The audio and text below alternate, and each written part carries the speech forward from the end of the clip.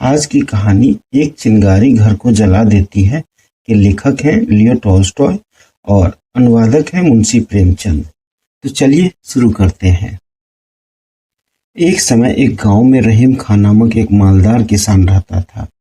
उसके 3 पुत्र थे। सब युवक और काम करने में चतुर थे। सबसे बड़ा ब्याह हुआ था, मझला ब्याहने को था, छोटा कंवारा था। रहीम की स्त्री और बहू चतुर और सुशील थी। घर के सभी प्राणी अपना अपना काम करते थे। केवल रहीम का बूढ़ा बाप दमे के रोग से पीड़ित होने के कारण कुछ कामकाज न करता था। 7 वर्षों से वह केवल खाट पर पड़ा रहता था। रहीम के पास 3 बैल, 1 गाय, 1 बछड़ा, 15 भेड़ें थी। स्त्रियां खेती के कामकाज में सहायता करती थी। अनाज बहुत पैदा हो जाता था। रहीम और उसके बाल बच्चे बड़े आराम से रहते थे। अगर पड़ोसी करीम के लंगड़े पुत्र कादिर के साथ इनका ऐसा झगड़ा न छिड़ गया होता जिससे सुख चैन जाता रहा था। जब तक बूढ़ा करीम जीता रहा और रहीम का पिता घर का प्रबंध करता रहा, कोई झगड़ा नहीं हुआ। वह बड़े प्रेम भाव से, जैसा कि पड़ोसी में होना चाहिए, एक दूसरे की सहायता करते रहे। लड़कों का घरों को संभालना था कि सब कुछ बदल गया। अब सुनिए कि झगड़ा किस बात पर छिड़ा। रहीम की बहू ने कुछ मुर्गियां पाल रखी थी। एक मुर्गी नित्य पशुशाला में जाकर अंडा दिया करती थी। बहू शाम को वहां जाती और अंडा उठा लाती। एक दिन दैव गति से वह मुर्गी बालकों से डरकर पड़ोसी के आंगन में चली गई और वहां अंडा दे आई। शाम को बहू ने पशुशाला में जाकर देखा तो अंडा वहां न था। सास से पूछा, उसे क्या मालूम है? देवर बोला कि मुर्गी पड़ोसन के आंगन में कुड़कुड़ा रही थी, शायद वहां अंडा दे आई हो। बहू वहां पहुंचकर अंडा खोजने लगी। भीतर से कादिर की माता निकलकर पूछने लगी, बहू क्या है? बहू, मेरी मुर्गी तुम्हारे आंगन में अंडा दे गई है, उसे खोजती हूँ, तुमने देखा हो तो बता दो। कादिर की मां ने कहा, मैंने नहीं देखा। क्या हमारी मुर्गियां अंडे नहीं देती कि हम तुम्हारे अंडे बटोरती फिरेंगी? दूसरों के घर जाकर अंडे खोजने की हमारी आदत नहीं। यह सुनकर बहू आग हो गई, लगी बकने। कादिर की मां कुछ कम न थी, एक एक बात के 100 उत्तर दिए। रहीम की स्त्री पानी लाने बाहर निकली थी। गाली गलौज का शोर सुनकर वह भी आ पहुंची। उधर से कादिर की स्त्री भी दौड़ पड़ी। अब सबकी सब इकट्ठी होकर लगी गालियां बकने और लड़ने। कादिर खेत से आ रहा था, वह भी आकर मिल गया। इतने में रहीम भी आ पहुंचा। पूरा महाभारत हो गया। अब दोनों गुथ गए। रहीम ने कादिर की दाढ़ी के बाल उखाड़ डाले। गांव वालों ने आकर बड़ी मुश्किल से उन्हें छुड़ाया और कादिर ने अपनी दाढ़ी के बाल उखाड़ लिए और हाकिम परगना के इजलास में जाकर कहा, मैंने दाढ़ी इसलिए नहीं रखी थी जो यूं उखाड़ी जाए, रहीम से हर्जाना लिया जाए। पर रहीम के बूढ़े पिता ने उसे समझाया, बेटा ऐसी तुच्छ बात पर लड़ना बड़ी मूर्खता है। जरा विचार तो करो, सारा बखेड़ा सिर्फ एक अंडे से फैला है। कौन जाने, शायद किसी बालक ने उठा लिया हो। और फिर अंडा था कितने का? परमात्मा सबका पालन पोषण करता है। पड़ोसी यदि गाली दे भी दे तो क्या गाली के बदले गाली देकर अपनी आत्मा को मलिन करना सही है? कभी नहीं। खैर, अब तो जो होना था हुआ हो ही गया। उसे मिटाना ठीक है, बढ़ाना ठीक नहीं। क्रोध पाप का मूल है, याद रखो। लड़ाई बढ़ाने से तुम्हारी ही हानि होगी। परंतु बूढ़े की बात पर किसी ने कान न दिया। रहीम कहने लगा कि कादिर को धन का घमंड है। मैं क्या किसी का दिया खाता हूँ? बड़े घर न भेज दिया तो कहना। उसने भी नाली से ठोक दी। यह मुकदमा चल ही रहा था कि कादिर की गाड़ी की एक कील खो गई। उसके परिवार वालों ने रहीम के बड़े लड़के पर चोरी की नालिश कर दी। अब कोई दिन ऐसा न जाता था कि लड़ाई न हो। बड़ों को देखकर बालक भी आपस में लड़ने लगे। जब कभी वस्त्र धोने के लिए स्त्रियां नदी पर इकट्ठी होती थी तो सिवाय लड़ाई के कुछ काम न करती थी। पहले पहल तो गाली गलौज पर ही बस हो जाती थी, पर अब वे एक दूसरे का माल चुराने लगे। जीना दुर्लभ हो गया। न्याय चुकाते चुकाते वहां के कर्मचारी थक गए। कभी कादिर रहीम को कैद करा देता, कभी वह उसको बंदी खाने भिजवा देता। कुत्तों की भांति जितना ही लड़ते थे उतना ही क्रोध बढ़ता था। 6 वर्ष तक यही हाल रहा। बूढ़े ने बहुतेरा सिर पटका कि लड़कों क्या करते हो, बदला लेना छोड़ दो, बैर त्याग कर अपना काम करो। दूसरों को कष्ट देने से तुम्हारी ही हानि होगी, परंतु किसी के कान पर जूं तक न रेंगी। 7वें वर्ष गांव में किसी के घर विवाह था। स्त्री पुरुष जमा थे। बातें करते करते रहीम की बहू ने कादिर पर घोड़ा चुराने का दोष लगा दिया। वह आग हो गया। उठकर बहू को ऐसा मुक्का मारा कि वह 7 दिन चारपाई पर पड़ी रही। वह उस समय गर्भवती थी। रहीम बड़ा प्रसन्न हुआ कि अब काम बन गया। गर्भवती स्त्री को मारने के अपराध में इसे बंदी खाने न भिजवाया तो मेरा नाम रहीम ही नहीं। झट जाकर नालिश कर दी। तहकीकात होने पर मालूम हुआ कि बहू को कोई बड़ी चोट नहीं आई। मुकदमा खारिज हो गया। रहीम कब चुप रहने वाला था। ऊपर की कचहरी में गया और मुंशी को घूस देकर कादिर को 20 कोड़े मारने का हुक्म लिखवा दिया। उस समय कादिर कचहरी से बाहर खड़ा था।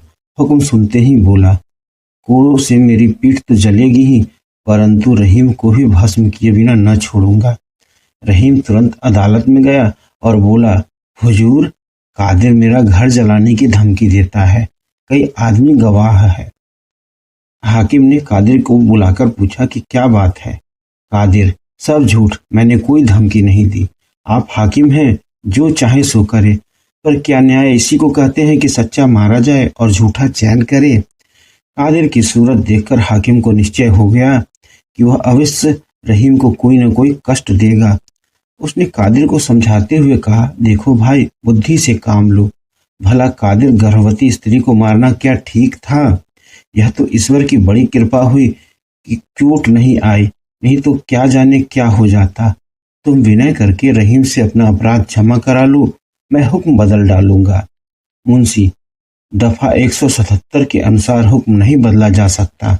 हाकिम, चुप रहो, परमात्मा को शांति प्रिय है, उसकी आज्ञा पालन करना सबका मुख्य धर्म है।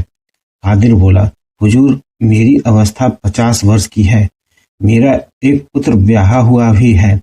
आज तक मैंने कभी कोड़े नहीं खाए। मैं और उससे क्षमा कभी नहीं मांग सकता। वह भी मुझे याद करेगा। यह कहकर कादिर बाहर चला गया। कचहरी गांव से 7 मील पर थी। रहीम को घर पहुंचते पहुंचते अंधेरा हो गया। उस समय घर में कोई न था, सब बाहर गए हुए थे। रहीम भीतर जाकर बैठ गया और विचार करने लगा। कोड़े लगने का हुक्म सुनकर कादिर का मुख कैसा उतर गया था। बेचारा दीवार की ओर मुंह करके रोने लगा था। हम और वह कितने दिनों तक एक साथ खेले। मुझे उस पर इतना क्रोध नहीं करना चाहिए था। यदि मुझे कोड़े मारने का हुक्म सुनाया जाता तो मेरी क्या दशा होती। इस पर उसे कादिर पर दया आई। इतने में बूढ़े पिता ने आकर पूछा, कादिर को क्या दंड मिला? रहीम, 20 कोड़े। बूढ़ा, बुरा हुआ। बेटा, तुम अच्छा नहीं करते। इन बातों में कादिर की उतनी ही हानि होगी जितनी तुम्हारी। भला मैं यह पूछता हूँ कि कादिर पर कोड़े पड़ने से तुम्हें क्या लाभ होगा? रहीम, वह फिर ऐसा काम नहीं करेगा। बूढ़ा, क्या नहीं करेगा? उसने तुमसे बढ़कर कौन सा बुरा काम किया है? रहीम, वाह वाह, आप विचार तो करें कि उसने मुझे कितना कष्ट दिया है। स्त्री मरने से बची, अब घर जलाने की धमकी देता है, तो क्या मैं उसका यश गाऊं? बूढ़ा आह भरकर, बेटा, मैं घर में पड़ा रहता हूँ और तुम सर्वत्र घूमते हो, इसलिए तुम मुझे मूर्ख समझते हो। लेकिन द्रोह ने तुम्हें अंधा बना रखा है। दूसरों के दोष तुम्हारे नेत्रों के सामने हैं, अपने दोष पीठ पीछे है। भला मैं पूछता हूँ कि कादिर ने क्या किया? एक के करने से भी कभी लड़ाई हुआ करती है? कभी नहीं। दो बिना लड़ाई हो ही नहीं सकती। यदि तुम शांत स्वभाव के होते, लड़ाई कैसे होती? भला जवाब तो दो। उसकी दाढ़ी के बाल किसने उखाड़े? उसका भूसा किसने चुराया? उसे अदालत में किसने घसीटा? इस पर सारे दोष कादिर के माथे ही थोप रहे हो। तुम आप बुरे हो, बस यही सारे झगड़े की जड़ है। क्या मैंने तुम्हें यही शिक्षा दी है? क्या तुम नहीं जानते कि मैं और कादिर के पिता किस प्रेम भाव से रहते थे? यदि किसी के घर में अन्न चूक जाता था तो एक दूसरे से उधार लेकर काम चलता था। यदि कोई किसी और काम में लगा होता था तो दूसरा उसके पशु चरा लाता था। एक को किसी वस्तु की जरूरत होती थी तो दूसरा तुरंत दे देता था। न कोई लड़ाई था, न झगड़ा। प्रेम प्रीति पूर्वक जीवन व्यतीत करता था। अब तो तुमने महाभारत बना रखा है। क्या इसी का नाम जीवन है? हाय हाय, क्या तुम यह पाप करके संतुष्ट हो? तुम घर के स्वामी हो, यमराज के सामने तुम्हें उत्तर देना होगा। बालकों और स्त्रियों को तुम क्या शिक्षा दे रहे हो? गाली बकना और ताने देना। कल तारावती पड़ोसिन धन देवी को गालियां दे रही थी, उसकी माता पास बैठी सुन रही थी। क्या यही भलमनसी है? क्या गाली का बदला गाली होना चाहिए? नहीं बेटा, नहीं। महापुरुषों का वचन है कि कोई तुम्हें गाली दे तो सह लो, वह स्वयं पछताएगा। यदि कोई तुम्हारे गाल पर एक चपत मारे तो दूसरा गाल उसके सामने कर दो, वह लज्जित और नम्र होकर तुम्हारा भक्त हो जाएगा। अभिमान ही सब दुख का कारण है। तुम चुप क्यों हो गए? क्या मैं झूठ कहता हूँ? रहीम चुप रह गया, कुछ नहीं बोला। बूढ़ा महात्माओं का वाक्य क्या असत्य है? कभी नहीं। उसका एक एक अक्षर पत्थर की लकीर है। अच्छा, अब तुम अपने इस जीवन पर विचार करो। जब से यह महाभारत आरंभ हुआ है, तुम सुखी हो या दुखी? जरा हिसाब तो लगाओ कि इन मुकदमों, वकीलों और आने जाने में कितना रुपया खर्च हो चुका है। देखो, तुम्हारे पुत्र कैसे सुंदर और बलवान है, लेकिन तुम्हारी आमदनी घटती जाती है। क्यों? तुम्हारी मूर्खता से। तुम्हें चाहिए कि लड़कों सहित खेती का काम करो, पर तुम तो लड़ने पर आमदा हो। पिछले साल जई क्यों नहीं उगी? इसीलिए कि समय पर नहीं बोई गई। मुकदमे चलाओ कि जई बो। बेटा, अपना काम करो, खेती बाड़ी को संभालो। यदि कोई कष्ट दे तो उसे क्षमा करो, परमात्मा इसी से प्रसन्न रहता है। ऐसा करने पर तुम्हारा अंतःकरण शुद्ध होकर तुम्हें आनंद प्राप्त होगा। रहीम कुछ नहीं बोला। बूढ़ा, बेटा, अपने बूढ़े मूर्ख पिता का कहना मानो। जाओ, कचहरी में जाकर आपस में राजीनामा कर लो। कल शबे बारात है। कादिर के घर जाकर नम्रता पूर्वक उसे न्योता दो और घर वालों को भी यही शिक्षा दो कि बैर छोड़कर आपस में प्रेम बढ़ाए। पिता की बातें सुनकर रहीम के मन में विचार हुआ कि आखिर पिताजी सच ही कह रहे हैं। इस लड़ाई झगड़े से हम मिट्टी में मिल जाते हैं, लेकिन इस महाभारत को किस प्रकार समाप्त करूं? बूढ़ा उसके मन की बात जानकर बोला, बेटा, मैं तुम्हारे मन की बात जान गया। लज्जा त्याग कर कादिर से मित्रता कर लो। फैलने से पहले ही चिंगारी को बुझा देना उचित है। फैल जाने पर फिर कुछ नहीं बचता। बूढ़ा कुछ और कहना चाहता था कि स्त्रियां कोलाहल करते हुए भीतर आ गई। उन्होंने कादिर के दंड का हाल सुन लिया था। हाल में पड़ोसिन से लड़ाई करके आई थी। आकर कहने लगी कि कादिर यह भय दिखाता है कि मैंने घूस देकर हाकिम को अपनी ओर फेर लिया है।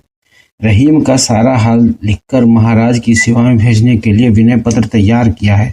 देखो क्या मजा चखाता हूँ। आधी जायदाद न छीन ली तो बात ही क्या है। यह सुनना था कि रहीम के चित्त में फिर आग दहक उठी। आषाढ़ी बोने की ऋतु थी, करने को काम बहुत था। रहीम भूसौल में गया और पशुओं को भूसा डालकर कुछ काम करने लगा। इस समय वह पिता की बातें और कादिर के साथ लड़ाई सब कुछ भूला हुआ था। रात को घर में जाकर आराम करना ही चाहता था कि पास से शब्द सुनाई दिया, वह दुष्ट मारे जाने योग्य है। जिक्र करेगा क्या? इन शब्दों ने रहीम को पागल बना दिया। वह चुपचाप खड़ा कादिर को गालियां सुनाता रहा। जब वह चुप हो गया तो वह घर में चला गया। भीतर आकर देखा कि बहू बैठी ताक रही है, स्त्री भोजन बना रही है, बड़ा लड़का दूध गर्म कर रहा है, मंझला झाड़ू लगा रहा है, छोटा भैंस चराने बाहर को तैयार है। सुख की यह सब सामग्री थी, परंतु पड़ोसी के साथ लड़ाई का दुख सहा न जाता था। वह जला भुना भीतर आया।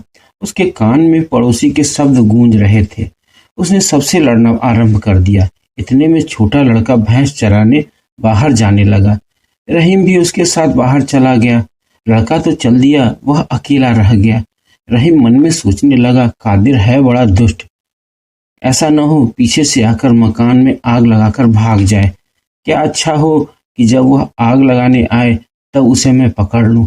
बस फिर कभी नहीं बच सकता। अवश्य उसे बंदी खाने जाना पड़ेगा। यह विचार करके वह गली में पहुंच गया। उसने सामने कोई चीज हिलती हुई देखी। पहले तो वह समझा कि कादिर है, पर वहां कुछ न था। चारों ओर सन्नाटा था। थोड़ी दूर आगे जाकर देखता क्या है कि पशुशाला के पास एक मनुष्य जलता हुआ फूस का पुला हाथ में लिए खड़ा है। ध्यान से देखने पर मालूम हुआ कि कादिर है। फिर क्या था, जोर से दौड़ा कि उसे जाकर पकड़ लें। रहीम अभी वहां तक पहुंचने न पाया था कि छप्पर में आग लगी। उजाला होने पर कादिर प्रत्यक्ष दिखाई देने लगा। रहीम बाज की तरह झपटा, लेकिन कादिर उसकी आहट पाकर चंपत हो गया। रहीम उसके पीछे दौड़ा। उसके कुर्ते का पल्ला हाथ में आया ही था कि वह छुड़ाकर भाग गया। रहीम धड़ाम से पृथ्वी पर गिर पड़ा। उठकर फिर दौड़ा। इतने में कादिर अपने घर पहुंच गया। रहीम वहां जाकर उसे पकड़ना चाहता था कि उसने ऐसा लठ मारा कि रहीम चक्कर खाकर बेसुध होकर धरती पर गिर पड़ा। सूद आने पर उसने देखा कि कादिर वहां नहीं है। फिरकर देखता है तो पशुशाला का छप्पर जल रहा है। ज्वाला प्रचंड हो रही है और लपटें निकल रही हैं। रहीम सिर पीटकर पुकारने लगा, भाइयों यह क्या हुआ, हाय मेरा सत्यानाश हो गया। चिल्लाते चिल्लाते उसका कंठ बैठ गया। वह दौड़ना चाहता था परंतु उसकी टांगें लड़खड़ा गई। वह धम से धरती पर गिर पड़ा। फिर उठा। घर के पास पहुंचते पहुंचते आग चारों ओर फैल गई थी। अब क्या बन सकता था। भय से पड़ोसी भी अपना असबाब बाहर फेंकने लगे। वायु के वेग से कादिर के घर में भी आग जा लगी। यहाँ तक कि आधा गांव जलकर राख का ढेर हो गया। रहीम और कादिर दोनों का कुछ न बचा। मुर्गियां, हल, गाड़ी, पशु, वस्त्र, अन्न, भूसा सब कुछ स्वाहा हो गया। इतना अच्छा हुआ कि किसी की जान नहीं गई। आग रात भर जलती रही। वह कुछ असबाब उठाने भीतर गया परंतु वह ज्वाला ऐसी प्रचंड थी कि जा न सका। उसके कपड़े और दाढ़ी के बाल झुलस गए। प्रातःकाल गांव के चौधरी का बेटा उसके पास आया और बोला, रहीम तुम्हारे पिताजी की दशा अच्छी नहीं है, वह तुम्हें बुला रहे हैं। रहीम तो पागल हो रहा था। बोला, कौन पिताजी? चौधरी का बेटा, तुम्हारे पिताजी। इसी आग ने उनका काम तमाम कर दिया है। हम उन्हें यहाँ से उठाकर अपने घर ले गए थे। अब वह नहीं बच सकते। चलो अंतिम भेंट कर लो। रहीम उसके साथ हो लिया। वहां पहुंचने पर चौधरी ने बूढ़े को खबर दी कि रहीम आ गया है। बूढ़े ने रहीम को अपने निकट बुलाकर कहा, बेटा मैंने तुमसे क्या कहा था, गांव किसने जलाया? रहीम, कादिर ने। मैंने आप उसे छप्पर में आग लगाते देखा था। यदि मैं उसी समय उसे पकड़कर पूले को पैर तले मल देता तो आग कभी भी न लगती। बूढ़ा, रहीम मेरा अंत समय आ गया है। तुमको भी एक दिन अवश्य मरना है, पर सच बतलाओ कि दोष किसका है? रहीम चुप हो गया। बूढ़ा, बताओ, कुछ बोलो तो। फिर यह सब किसकी करतूत है, किसका दोष है? रहीम आंखों में आंसू भरकर, मेरा पिताजी, क्षमा कीजिए, मैं खुदा और आप दोनों का अपराधी हूँ। बूढ़ा, रहीम। रहीम, हाँ पिताजी। बूढ़ा, जानते हो अब क्या करना सही है? रहीम, मैं क्या जानूं, मेरा तो गांव में रहना कठिन है। बूढ़ा, यदि तू परमेश्वर की आज्ञा मानेगा तो तुझे कोई कष्ट न होगा। देख, याद रख, अब किसी से न कहना कि आग किसने लगाई थी। जो पुरुष किसी का एक दोष क्षमा करता है, परमात्मा उसके 2 दोष क्षमा करता है। यह कहकर खुदा को याद करते हुए बूढ़े ने प्राण त्याग दिए। रहीम का क्रोध शांत हो गया। उसने किसी को न बतलाया कि आग किसने लगाई थी। पहले पहल तो कादिर डरता रहा कि रहीम के चुप रह जाने में कोई भेद है। फिर कुछ दिनों पीछे उसे विश्वास हो गया कि रहीम के चित्त में अब कोई वैर भाव नहीं रहा। बस फिर क्या था, प्रेम में शत्रु भी मित्र हो जाते हैं। वे पास पास घर बनाकर पड़ोसियों की भांति रहने लगे। रहीम अपने पिता का उपदेश कभी न भूलता था कि फैलने से पहले ही चिंगारी को बुझा देना सही है। अब यदि कोई कष्ट देता तो वह बदला लेने की इच्छा नहीं करता। यदि कोई उसे गाली देता तो सहन करके वह यह उपदेश करता कि कुवचन बोलना अच्छा नहीं। अपने घर के प्राणियों को भी यही उपदेश देता। पहले की अपेक्षा अब उसका जीवन बड़े आनंदपूर्वक कटता है।